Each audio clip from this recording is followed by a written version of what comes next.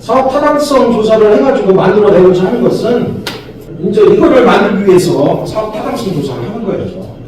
사업 타당성 이제 이게 뭐 여러 가지 아이템별로 조금씩 여기 들어가는 그 내용들은 조금씩 변경이 있을 수 있겠지만 일단은 그냥 아파트를 가지고 얘기를 할까 하다가 너무 좀 종양을 받아서 우리 지금 여기 치료하고 있는 상가를 기준으로 한번 먼저 제가 그 사업 수지 분석표를 이런 식으로 모든 데이터를 취합해서 분석해서 적용해가지고 수치화시킨 게 이거야.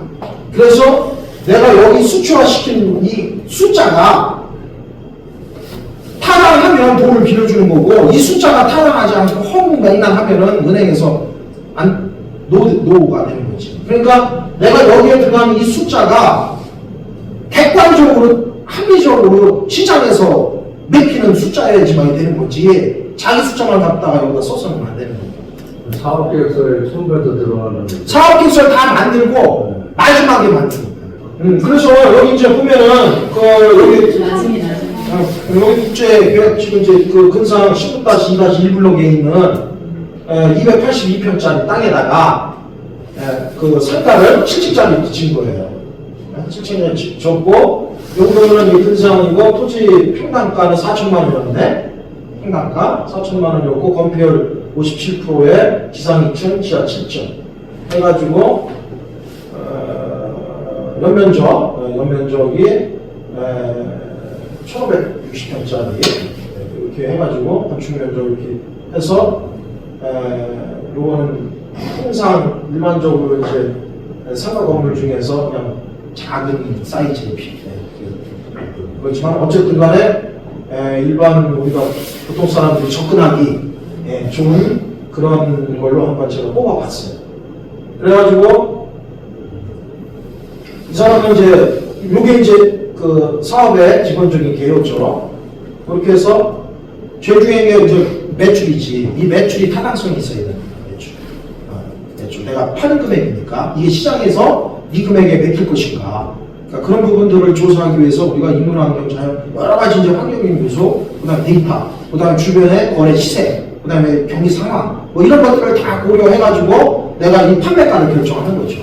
판매가. 근데 이 판매가가 주관적이면서도 객관적이고, 객관적이면서도 주관적인 판매가를 자기가 결정을 해서 나는 이거를 평당 1층에는 이렇게 받고 2층, 3층, 4층, 5층 이렇게 받겠다, 평당. 그래서 통상에 주변에 거래되는 그 거래가액을 기준으로 삼아서 자기만의 어떤 주관적인 요소를 포함해서 이렇게 하면은 전체 1550평의 그 전체 상가의 그 매출이 결정이 돼요. 매출이. 그러면은 이게 전체 한 300억 되겠네? 이 사람이 전체 내가 이 사업을 완성했을 때 300억 정도의 분양 수익이 있겠다. 판매 수익이. 그렇게 해서 부가세는 이제 별도고, 그래가지고 이제 들어가는 원가 분석을 하는 거죠. 원가 분석을 할 때 토지 매입비, 그 다음에 4.8%, 4.3%가 통상 지세 공과금의 기본적인 그 생판, 그러니까 4% 선에서 그 통상 정해지죠. 그 다음에 뭐 그 대행료, 그 다음에 종합소득세 같은 거 빼고, 그 다음에 들어가는 게 건축비예요. 건축비. 그래서 그때 당시에는 건축비가 좀 쌌어요. 그다음에 지금은 뭐 500만 원 넘어가니까 건축비 상승에 따라서 이제 맞추면 되는데, 그래서 전체 평수에 대한 건축비, 그 다음에 가족보험사비라고 해가지고 뭐 인입비나 뭐 예술 장식품비, 상하수도 분담금, 철로 토목공사 이거는 다 돼 있으니까 이런 건 안 되지. 상하수도 분담금 같은 경우도 택지개발 지역에서는 들어갈 게 없잖아요. 새로 만드는 원형지에서나 들어가는 거지. 인입비 같은 게 가스나 뭐 상하수도 기타 등등 그걸 개인이 다 부담을 해야 되니까 그런 것들을 다 그냥 막연하게 하는 게 아니고 실질적으로 내 계획서를 가지고 일일이 다 확인을 해야 되는 거죠.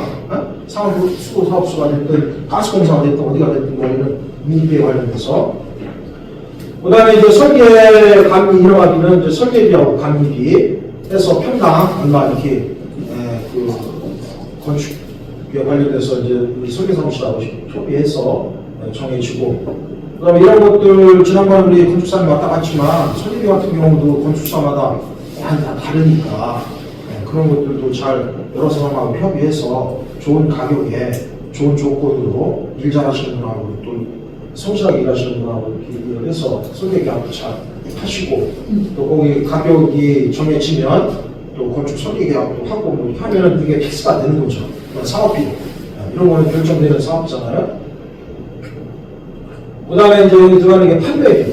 판매비는 내가 이제 통상적으로 뭐 모델하우스까지는 안 짓지만 이런 거 이제 모형을 만들거나 아니면 샘플로 해가지고 그 홍보관 같은 거 이런 데 들어가는 비용들 건립 및 건축 해체비가 있잖아요. 모델하우스 홍보관 같은 거 이런 건 모델하우스를 짓지 않고 홍보관을 짓지 주로 홍보관. 그 다음에 이제 모델하우스 운영비, 그 다음에 분양 보증 수수료, 그 다음 광고 홍보비, 홍보해야 되니까, 그 다음 분양 수수료, 그 다음에 시행사 일반 관리비, 그 다음에 이제 일반 관리비 되면 이제, 그 다음 입주 관리비 같은 거, 뭐 이런 거, 그 다음에 부대비로서 재산공모금 등기비, 한 3.2% 정도, 그 다음에 뭐 상임자원, 그 다음에 농어촌 공사에 내는 그 분담금 같은 거, 뭐 이런 상임 대체 분담금 뭐 등등 그런 거 있잖아요. 농지조 분담금 같은 거, 이런 분담금 같은 거, 이런 건 여기에는 상가니까 그런 게 없지. 그런 부분들. 그 다음에 토지세, 도시계획세, 지방교세 뭐 이렇게 해서 재정공모금에서 부담 비용을 뽑고, 그 다음에 중요한 건 이제 금융비. 금융비는 어떻게 되어 있냐면은 금융조달 취급수수료가 있고, 그 다음에 자문 수수료가 또 있어요. 금융 자문 수수료. 그 다음에 금융 자문 수수료가 있고, 그 다음에 금융 취급 수수료가 있고, 그 다음에 이자를 내는 거지. 그래서 중요한 게 뭐냐면 내 사업이 어느 정도 객관적으로 타당성이 있다고 판단이 들면 은행에서 서로 돈을 빌려주려고 할 것이고, 그렇게 해서 결국엔 이 사람이 이 사업을 해가지고 보니까는 300억짜리 해서 112억을 남기겠다는 얘기네. 그 수익률이 36.24%잖아요. 수익률을 계산할 때 두 가지가 있는데 이 전체 사업비에 대한 순수 수익률이에요. 전체 사업비가 얼마 들어갔어요? 197억 들어갔잖아요. 그러니까 197억을 300억으로 나누면 나눠서 곱하기 100 하면은 36.24%가 나오는 거예요. 36.24%. 그래서 내가 어쨌든 간에 200억을 들여서 100억을 벌었다는 거야, 이거는. 전체 사업비가 200억이니까. 근데 이 사업을 한 300억짜리 매출을 일으키기 위한 총 사업비가 200억을 들어가는 이 사업을 하기 위해서 실질적으로 갖고 있었던 내 돈은 얼마나 이거지. 그게 중요한 거야. 그게 순수 자본금 수익률이야. 이 사업을 200억을 사업비를 뭐 공사비 뭐니 다 들여서 300억에 이렇게 저렇게 팔아가지고 100억이 남았는데 전체 사업비에서 벌어들인 수익률은 36.24%인데 순수하게 자기가 가지고 있는 자기 자본 수익률은 얼마나 되죠? 그럼 이 사업을 내가 200억을 가지고 하는 게 아니잖아요. 그죠? 사업비는 200억이지만 그러면 이 사업을 한 사람은 어떻게 했는지 모르겠지만 어쨌든 뭐 그게 얼마가 됐든 뭐 10억이 됐든 20억이 됐든 30억이 됐든 40억이 됐든 50억이 됐든 그게 자기 자본이겠죠. 수익률을 보면 지금 30몇 프로라고 하셨는데 통상적으로 그러면 타당성 검토 관련해서 지금 얘기하고 있지 않습니까? 네. 그러면 타당성이라는 거는 다시 바꿔 말하면 이 사업을 진행해가지고 수익이 날 수 있느냐 안 나느냐 요거로 이렇게 얘기를 다시 바꿔 말할 수 있지 않겠습니까? 그렇죠. 예. 네. 보통 그러니까 타당성이 있다. 네. 라고 판단하는 기준이 될 수 있는 기대 수익률이라 사업에 대한 기대 수익률이라는 그렇죠. 게 있지 않습니까? 그렇죠.